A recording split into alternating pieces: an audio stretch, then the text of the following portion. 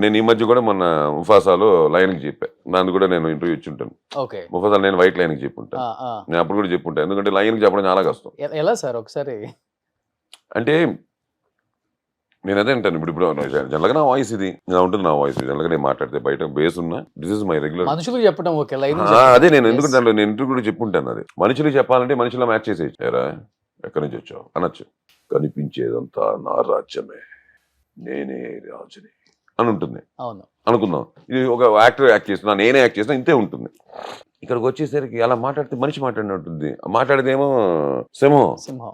అప్పుడు సింహానికి ఏం లేదు, అది గర్జిస్తుంది. ఎందుకు మన గర్జన అంటే మనకు తొలిపడతామంటే దానికి ఒక ఇలా ఉండదు, ఈ నోట్లా ఉండదు. ఇప్పుడు మన సౌండింగ్ ఉందే, ఆ సౌండింగ్ ఉండదు దానికి. అది ఒక్కసారి ఓపెన్ చేసి మూసుకుంటుంది. అది పట్టుకున్నా, దాన్ని పట్టుకుని అలా డైలాగ్ చెప్తే ఎలా ఉంటుంది.